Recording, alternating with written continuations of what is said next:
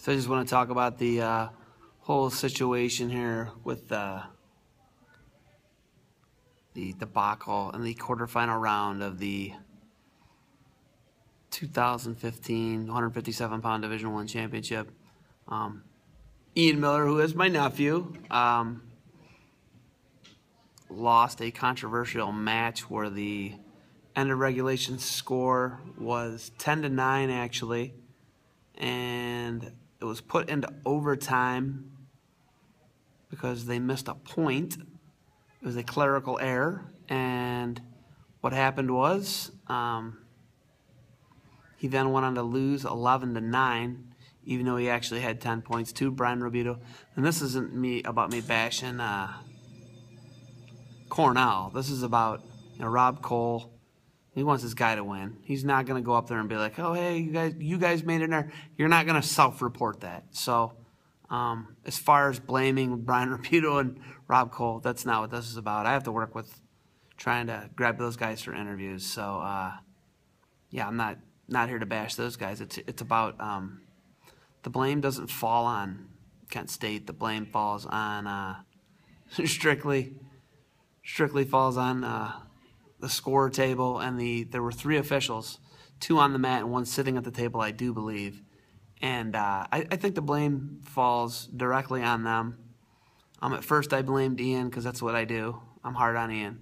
And if Ian would have just finished the match hard and finished kicking the snot out of Realbutto, he wouldn't be in this position. We wouldn't be talking about this. But unfortunately, that's not how things went. And we're here talking about it. And yeah, so, but yeah, hanging your hat on a rule that doesn't even necessarily engage or talk about scoring or timekeeping errors and saying that the challenge flag is what that's used for, that's not the proper protocol. That is not the vehicle that should be used. So the NCAA official, the chairperson, he could have fixed it, and he chose not to.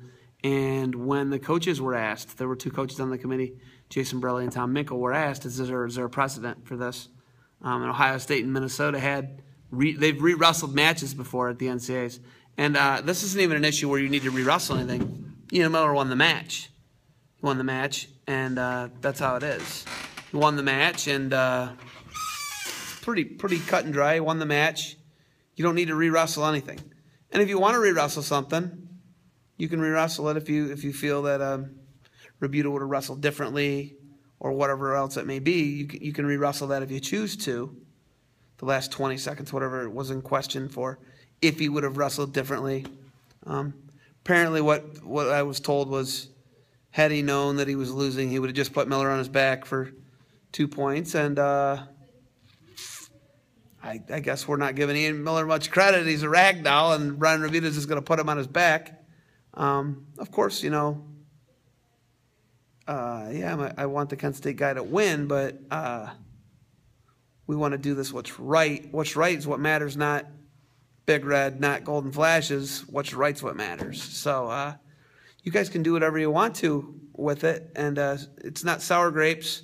I interviewed, 2 or 3 Cornell guys at least afterwards. So it's not sour grapes. It's just do the right thing. Because what do I tell my other nephews? And if I have kids someday, moving forward, we do the right thing, and hopefully other people can do the right thing. And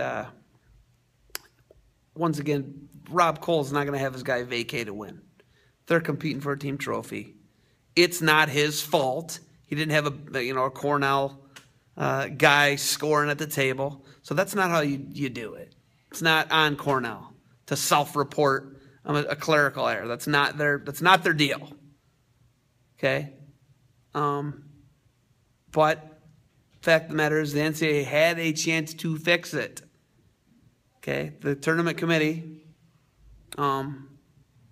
which consists of 2, I feel pretty bright guys. I know Jason Borelli is one of the smartest guys I know.